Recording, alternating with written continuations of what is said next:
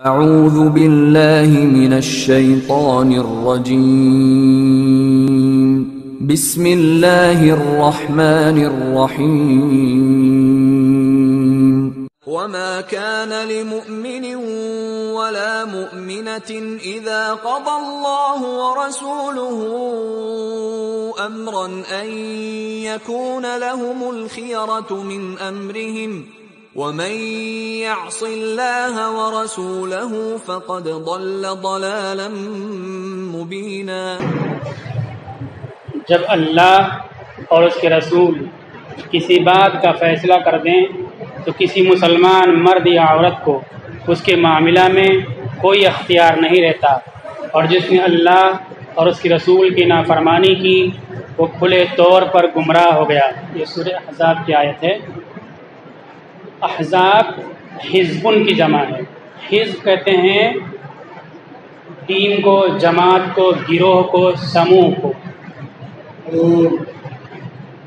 یہاں حزب مطلب فوجیں، فوج، اس کی جمع احزاب، بہت ساری فوجیں۔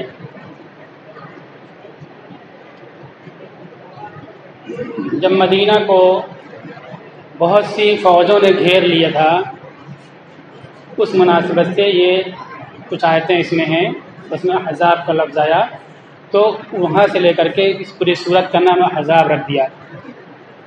اس میں خاص طور پر دو باتیں مسلمانوں کو بڑی اہمیت اور تاکید کے ساتھ دلائی گئی، اور ان دونوں باتوں کی بنیاد رسول اللہ صلی اللہ علیہ وسلم کی ذات، آپ کی عظمت، آپ کی کرامت، آپ کی شان، آپ کی عزت و ناموس کی حفاظت ہے۔ آپ کی عزت و ناموس کی حفاظت کے لیے دو باتوں کی طرف مسلمانوں کو خصوصی طور پر متوجہ کیا گیا ہے۔ پہلی چیز، جب یہ دشمن گھیر لیں تو ان حالات میں بھی آپ صلی اللہ علیہ وسلم کی ذات اور ناموس اور عزت کے لیے مسلمانوں کو اپنے ہاتھ میں کفن لے کر کے کھڑا ہونا ضروری ہے۔ جان چلی جائے لیکن رسول اللہ صلی اللہ علیہ وسلم کی شان میں بے عزتی، اہانت و توہین مسلمان نہ برداشت کرے۔ پہلی چیز یہ بتائی گئی۔ جو وہاں فوجیں گھیری ہوئی تھیں اور کفار کا جو الائنس تھا، ان حالات میں مسلمان بہت کم تھے، یہ آیتیں نازل ہو رہی تھیں اور اللہ تعالیٰ ہدایت دے رہے تھے۔ مسلمان پھر کھڑے بھی ہوئے اور پھر اللہ کی مدد آئی، وہ سب چلے گئے، واپس ہو گئے۔ پہلی بات یہ بتلائی گئی۔ اس سلسلے میں آج کے اس دور میں بھی مسلمان گئے گزرے حالت میں بھی ناموس رسالت کے لیے اپنی جان کا نذرانہ پیش کرنے کے لیے تیار رہتے ہیں۔ یہ مسلمان بہت بڑا عالم بھی ہو سکتا ہے، حاجی بھی ہو سکتا ہے اور شرابی بھی ہو سکتا ہے۔ کتنا بھی گنہگار مسلمان ہو، رسول اللہ صلی اللہ علیہ وسلم کی ناموس پر جب آنچ آتی ہے تو وہ فوراً اپنی جان کا نذرانہ پیش کرنے کے لیے کھڑا ہو جاتا ہے۔ یہ چیز ہمارے اندر موجود ہے، لیکن اس میں بھی جو ترتیب ہے وہ ترتیب ٹوٹ جاتی ہے۔ جب ناموس پر دوسری چیزوں پر بات آئے تو سب سے پہلی بات یہ ہوتی کہ آپ کے بارے میں جس موضوع پر دشمن نے بات شروع کی ہے ہم اس کے بارے میں منطق اور دلیل کے ساتھ بات کریں، پہلی بات۔ دوسرا حکم یہ ہے کہ جو اعتراضات کر رہا ہے اس کے بارے میں بتائیں کہ تمہارے اندر یہ باتیں پائی جاتی ہیں۔ اور تیسرے نمبر پہ یہ آتی ہے کہ اپنے سر کو ہتھیلی میں لے کر کے حاضر ہو جائیں۔ یہ فاقہ کش ڈرتا نہیں ہے موت سے ذرا، روح محمد اس کے بدن سے نکال دو، اور سلام اس پر کہ جس کے نام لیوا ہر زمانے میں بڑھا دیتے ہیں ٹکڑا سرفروشی کے فسانے میں۔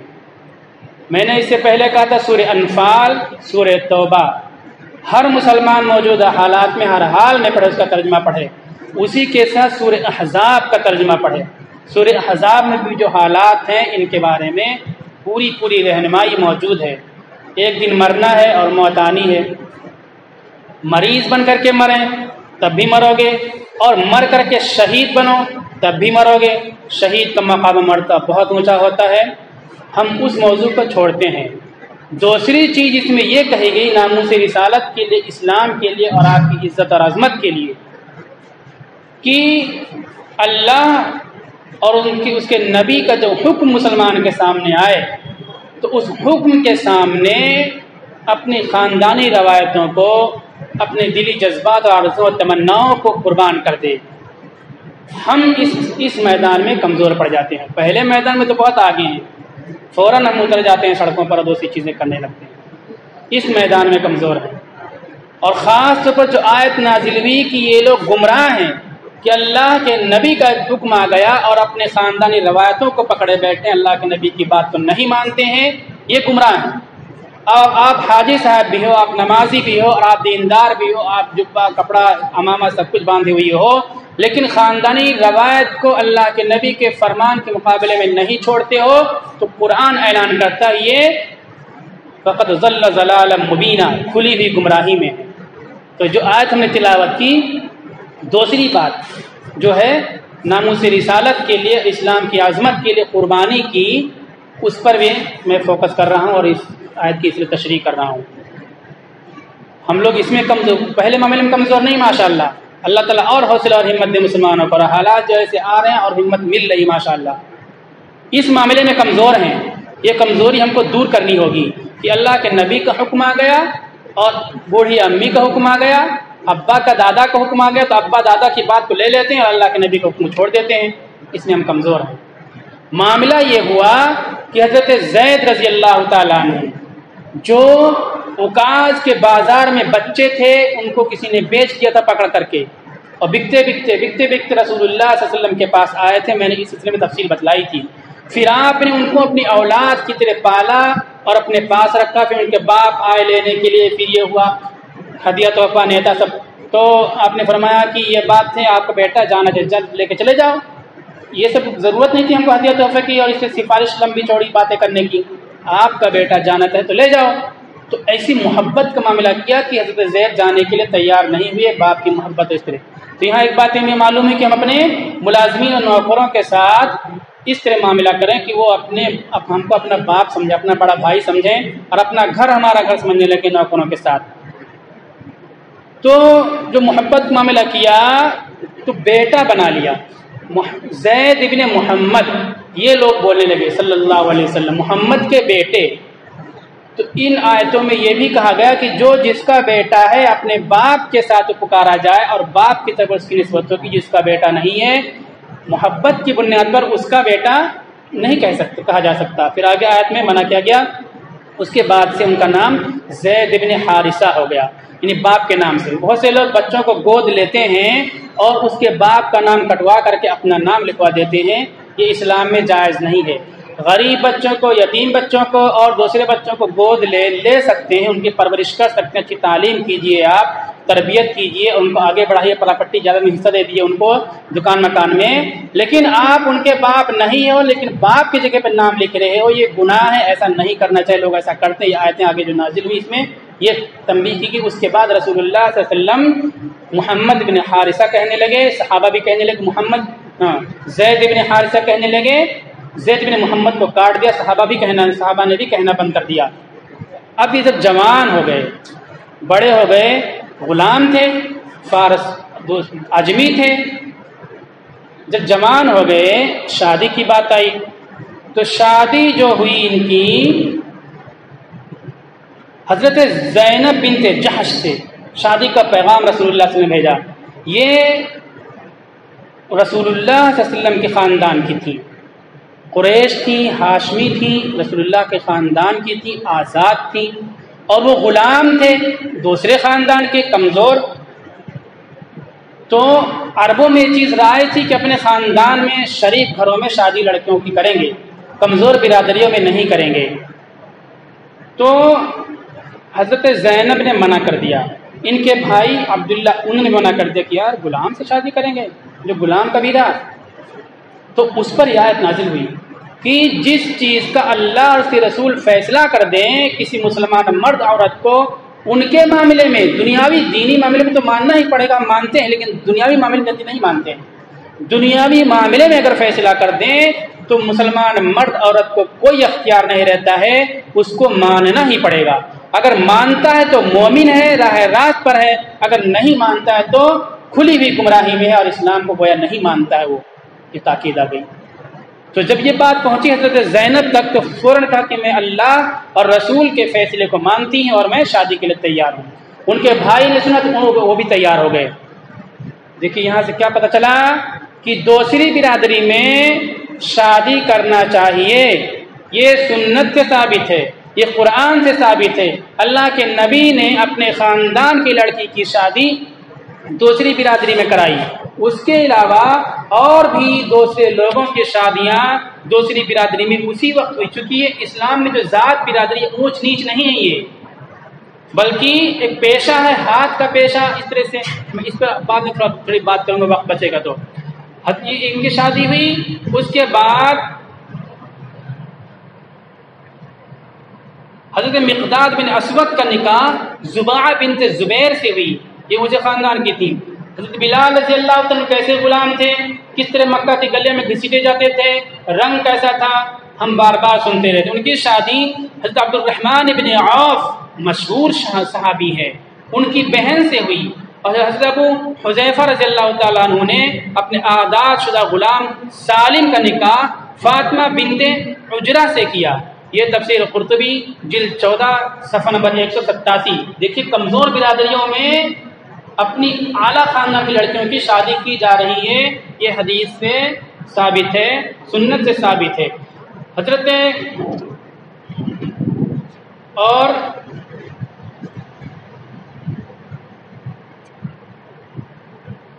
حضرت عبداللہ بن مسعود مالدار غریب صحابی تھے، ان کی بیوی زینب بنت معاویہ بہت مالدار تھی، مالدار کر کے غریب میں شادی کی جا کر کے۔ اور حضرت زید کی جو بات آ رہی ہے، ان سے شادی، اس کے بعد 4 قریشی عورتوں سے شادی ہوئی، ایک کے بعد ایک، سب دیکھ رہے تھے، کسی نے اعتراض نہیں کیا، ایک کے بعد ایک۔ اگر دوسری برادری میں شادی غلط ہوتی یا ناپسندیدہ ہوتی تو صحابہ اعتراض کرتے، کسی نے اعتراض نہیں کیا۔ حضرت زینب کو اعتراض ہوا، ان کے بھائی عبداللہ کے اعتراض ہوا کہ غلام ہم قریشی، تو فٹ سے یہ آیت نازل ہوئی کہ اللہ کے نبی نے کہہ دیا تو ہم کو دوسری برادریوں میں شادی کرنا چاہیے۔ یہ مسلمان دنیا میں سب سے متحد قوم ہے، اور بار بار اسلام موقع دیتا ہے اتحاد کا اور ملاپ کا، میل جول کا۔ نماز 5 وقت کا، کتنی برادریاں اس میں اکٹھا بیٹھتی ہیں؟ ہم لوگ جو بولتے ہیں سب جگہ کہ مسلمانوں میں بہت اختلاف ہے، نہیں بولنا چاہیے، ہے اختلاف، اس کو ختم کرنا چاہیے۔ دوسری قوموں میں جو اختلافات ہیں ان کے مقابلے میں مسلمانوں میں نہیں ہیں، اور ہیں تو اس کو ختم کرنے کا اسلام ایک نظام تصور پیش کرتا ہے۔ آپ دیکھ لیجئے کسی قوم کی 5 برادریاں ہوں، وہ ایک ساتھ بیٹھ نہیں سکتے، کھانا پینی ان کے ساتھ نہیں ہوتا، ابھی ہونے لگا تو یہ قانون آ گیا کچھ اس طرح سے، ورنہ آج بھی ایک دوسرے کو اشد سمجھتے ہیں اور نیچ ذلیل سمجھتے ہیں۔ ہماری 100 برادریاں ہوں، ہر 5 مرتبہ اکٹھا ہوتی ہیں، ساتھ میں کھانا کھاتی ہیں۔ تو مسلمانوں میں اتحاد کے لیے نماز، حج، عید کی نماز، یہ سب چیزیں ہیں، اور اختلاف کے لیے ہم جو شادیاں برادری کو پکڑے بیٹھے ہوئی ہیں، غیروں سے لے کر کے پکڑے بیٹھے ہوئے ہیں، اس لیے جو ہمارے اندر اختلافات نظر آتے ہیں وہ اسی لیے، اگر ہم دوسری برادریوں میں شادی کرنا شروع کر دیں تو جو تھوڑا موڑا اختلاف ہے ہمارے اندر وہ ختم ہو جائے۔ ایک اپنا ڈھی بنا لے، اس میں شادی کرے گا، اس کو حقیق سمجھے گا، اس کو صحیح سمجھے گا، یہ غیروں کی چیزیں، اسلام کی چیز نہیں۔ میں نے بتا دیا کتنے صحابہ کرام نے شادی کی ہے۔ اب پھر میں بتاتا ہوں جو برادریاں بنتی ہیں، یہ برادریاں نیچ و ذلیل نہیں ہیں، پیشوں کی بنیاد پر برادری بنتی ہیں، اور جن پیشوں کی بنیاد پر ہم کسی برادری کو ذلیل اور نیچ سمجھتے ہیں، حقیقت ہے کہ بہت زیادہ ہماری ایمانی کمزوری کی بات ہے۔ یہ ہاتھ سے کوئی پیشہ کا کام آپ کرتے ہو، ہاتھ اس میں استعمال ہوتا ہے، اللہ کے نبی نے فرمایا کہ سب سے زیادہ پسندیدہ اللہ کو وہ روزی ہے جو ہاتھ سے حاصل ہو۔ یہاں ہمارے یہاں ایک مذہب کے ماننے والے، ایک نظام اور سسٹم اور ویوستھا کے ماننے والے ہیں، وہ مفت خور اور حرام خور اور ظالموں کا ایک طبقہ ہے جو کچھ بھی کام نہیں کرتا، مفت کھانا چاہتا ہے، سب کی لوٹ پھاٹ کر کے ایک جگہ دولت کو اکٹھا کر لیتا ہے اور کھاتا ہے، اور پھر جو لوگ محنت مزدوری کرتے ہیں ان کو محنت کی بنیاد پر عزت کے ساتھ نہ پکارا جائے، ان کو ذلیل نام سے پکارنے کے لیے ایک کے بعد ایک نام دیا کرتے ہیں۔ مثلا کوئی پتھر پھوڑتا ہے، پتھر پھوڑ کر کے اپنا روزگار چلاتا ہے، پتھر ڈھو کر کے تو اس کا نام رکھ دیا نٹ، اور پھر اس کو ذلیل کرتے ہیں۔ पत्थर फोड़ने वाले, पत्थर उठाने वाले अल्लाह के नबी के दरबार में हाजिर हुए, मुसाफा किया तो आपने उसको बोसा दिया। कितना मुअज़्ज़ज़ है वो हाथ जिसको नबुव्वत ने बोसा दिया। पत्थर फोड़ने वाले इस्लाम उनको इसलिए उठाता है। कोई चमड़े का काम करता है, चमड़े का काम करना कोई बुरी बात नहीं। अल्लाह के नबी चमड़े में सिलाई की है, डोल था, जूता था, जिससे सामान थे, बैग था और कवर था, गाड़ी सवारी ऊँट पे बिछाने की, घोड़े पे बिछाने की। सहाबा को भेजा जा करके चमड़े का वो ऊँटों पर कवर करने वाला चद्दर बनाना सीख करके, और जंग में गोली तीर बरसती थी तो उसको हिफाजत के लिए 4-5 परत बना करके चमड़े का बिछाते थे। उसमें इंसान भी नीचे होते थे, ऊँट भी नीचे होकर चलते थे, ऊपर से तीर बरसा तो निशाना नहीं लगता था। अल्लाह के नबी ने गैर मुस्लिम मुल्कों में सहाबा को भेजा जाकर चमड़े का काम सीख करके आओ। तो चमड़े का काम करना ये जायज़, अफजल और बेहतर है, लेकिन क्या नाम रख दिया उसका? चमार नाम रख दिया। पत्थर वालों को नट कह दिया, इसको चमार कह दिया। कोई कपड़े में रंगाई करता है उसकी कोई बिरादरी है, कोई कपड़ा बना उसकी अलग बिरादरी है। तो इन पेशों से बिरादरियाँ बनती हैं, लेकिन कोई हकीर नहीं है। लोहा का कोई काम करता है तो वो हकीर नहीं है। हज़रत दाऊद अलैहिस्सलाम लोहे का काम करते थे। और मैं कुछ नबियों के बताऊं, रसूलुल्लाह सल्लल्लाहु अलैहि वसल्लम ने बकरियाँ चराई तो बकरी चराने वाला क्या वो जलील होगा? नबी ने बकरी चराई। और हज़रत दाऊद अलैहिस्सलाम लोहे का काम करते थे। अल्लाह के नबी ने फरमाया कि मा अकल अहदुन तआमन क़त्तु खैरन मिन अन यअकुल मिन अमलि यदैहि, कि इंसान जो कुछ बेहतर खाना खाता है उसमें सबसे बेहतर खाना वो है जो अपने हाथ के अमल से खाए। और अल्लाह के नबी दाऊद अलैहिस्सलाम कान यअकुल मिन अमलि यदैहि, दाऊद अलैहिस्सलाम अपने हाथ का खाना खाते थे। और क्या करते थे? लोहे की चीज़ बनाते थे, लोहे के जीरा वगैरह बनाते थे, लोहारी का काम करते थे। लोहार को हमने कहते लोहार, उनको उल्टा सीधा बोलने लगे। तो हज़रत ज़करिया अलैहिस्सलाम बढ़ई का काम करते थे और साहब इकराम भी अलग अलग। हज़रत सलमान फारसी रज़ियल्लाहु अन्हु खजूर की पत्तियों की चटाई बनाया करते थे। हज़रत अबू अय्यूब अंसारी रज़ियल्लाहु अन्हु का पेशा बुनकरी था। एक सहाबी अबू हिंद रज़ियल्लाहु अन्हु हज्जाम का काम करते थे, पचना लगाया करते थे। पचना वालों को अभी तो हालात सही है, लेकिन पहले बहुत हकीर लोग समझते थे। ये ईमानी कमज़ोरी है, काफिरों का तरीक़ा, काफिरों की सोच है। और तो ये सब बातें हो गई। तो ये पेशों से बिरादरियाँ जो बनती हैं, एक रोज़गार रहता है, जलील कोई नहीं है। हमने अलग अलग कर रखा है, नबियों ने सारे काम किए और जलील। तो इस आयत में ये कहा गया दूसरी बिरादरी में शादी करने के लिए। हम लोग इस मामले में कमज़ोर हैं और पकड़ रखा है बिल्कुल एक ही बिरादरी को शादी करने के लिए। लड़की जवान हो जाती है, यहाँ तो नहीं मालूम मुझे शहर के हालात हैं, कुछ समझ बूझ पैदा होगी लोगों के अंदर। जो ज़मींदार होते हैं इस तरह से मैंने देखा है, 35-35 साल तक लड़की बैठी रहती है, 35-35 साल तक लड़का बैठा रहता है, लेकिन उनको बिरादरी में शादी नहीं मिलती है तो वो शादी नहीं करते हैं। जबकि फ़िक़ह में ये बात जो कही गई कि अपनी बिरादरी में शादी करो, वो बराबरी के लिए शादी के लिए कहा गया, जलील है इसलिए नहीं। मसलन कोई एसी में रहता है, पढ़ाई लिखाई का उसका काम है और छोटा मोटा हल्का काम होता है, उसकी शादी गांव में कर दो जिसके यहाँ ओपला और कंडा और लकड़ी जलती हो और घड़े में पानी पीता हो, तो लड़की की ज़िंदगी कैसे वहाँ गुजर पाएगी? इसलिए कहा गया भाई ऐसे मकाम पे नहीं, उसकी बराबरी में जिससे वो रह चुकी है उस माहौल में उसकी शादी करो। ख़ानदान देखना ज़रूरी नहीं कहा गया, लेकिन हम लोग ख़ानदान के पीछे पड़े रहते हैं। ये गलत है, इस्लामी तालीम के ख़िलाफ़ है। हमारे अंदर जो ये सोच है, गैरों की ये सोच है, कुफरिया सोच है ये। और जो ये बिरादरी की बुनियाद पर, पेशों की बुनियाद पर किसी को जलील कहा जाता है, नीच कहा जाता है, नीच समझा जाता है, ये इस्लाम की सोच नहीं है। वो हराम खोर और मुफ्त खोर कौम जो यहाँ रहती है, हर पेशे वाले को जलील करने के लिए ऐसे जुमले कहती है।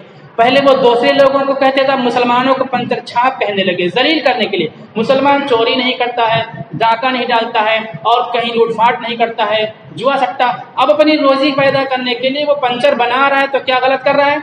किसी का क्या छीन रहा है वो? लेकिन हलाल रोजी कर रहा है तो उसको इज्जत मिल रही है। तो इज्जत ना मिले उसको, पंचर ही बनाए वो, लेकिन जलील होकर के पंचर बनाए, इसलिए उसका नाम पंचर छाप रख दिया। जिसे चमड़ा का काम करने वालों का नाम चमार रख दिया, पत्थर का काम करने वालों का नाम नट रख दिया, उसी तरह पंचर छाप इन्होंने नाम रख दिया। तो हमको कोई उसमें शर्म और आर की बात नहीं है, हलाल और जायज़ पेशा है। हम चोरी नहीं करते, सूद नहीं खाते और हराम नहीं खाते, मिलावट नहीं करते हैं, झूठ बोल के नहीं खाते हैं। अपने इस्लाम उसको प्रमोट करता है, उसको अफजल कहता है। अफजल रोज़ी हम करेंगे, चोरी नहीं करेंगे, सूद नहीं खाएंगे। تو کسی برادری کو حقیر و ذلیل نہیں سمجھنا چاہیے، اور ہمیں خاطر موجودہ حالات میں دوسری برادریوں میں شادی کرنا چاہیے، تاکہ جو ہم بٹے ہوئے ہیں الگ الگ، یہ بٹنے کی دیواریں ٹوٹ جائیں، یہ باڑے ختم ہو جائیں، اور پوری مسلمان قوم ایک امت بن جائے۔ ان آیتوں میں پھر کہا گیا، میں ترجمہ کرتا ہوں، جب اللہ اور اس کے رسول کسی بات کا فیصلہ کر دیں تو کسی مسلمان مرد یا عورت کو ان کی اس معاملے میں کوئی اختیار نہیں رہتا۔ جس نے اللہ اور اس کے رسول کی نافرمانی کی وہ کھلے طور پر گمراہ ہو گیا۔ کس معاملے میں فیصلہ کیا تھا؟ دوسری برادری میں شادی کے لیے فیصلہ کیا تھا، ماننے سے انکار کیا، بعد میں آیت نازل ہوئی تو فٹ سے تیار ہو گئے اور شادی کیا انہوں نے اس برادری کے اندر۔ تو ان آیتوں میں، ان سورہ احزاب میں دو باتیں کہی گئیں، ناموس رسالت کے لیے، اسلام کی عظمت کے لیے جان کی قربانی، پہلی چیز تو ہم یہ تو کر رہے ہیں۔ دوسری چیز، اسلام کی عظمت کے لیے، ناموس رسالت کے لیے اپنی خواہشات کی قربانی، اپنی خاندانی روایات کی قربانی۔ اس میں ہم کمزور پڑ جاتے ہیں، خاندانی روایت کو نہیں چھوڑتے ہیں، پکڑے بیٹھے رہتے ہیں، ابا نے کہا، اماں نے کہا، دادا نے کہا، پردادا نے کہا، بوڑھی نے کہا، ڈوکری نے کہا، ہم لے کے بیٹھ جاتے ہیں، کمزور پڑ جاتے ہیں۔ اس میں بھی قربانی دینے کے لیے تیار ہوں، اور کوشش کریں کہ ہم دوسری برادری میں شادی کریں گے تاکہ امت ایک ہو سکے۔ یہ ہماری کتاب غیر برادری میں شادی کو فروغ دیا جائے، انٹرنیٹ پہ موجود ہے، یہ ہمارے ٹیلی گرام چینل پہ، کوئی پڑھنا چاہے تو پڑھ سکتے ہیں۔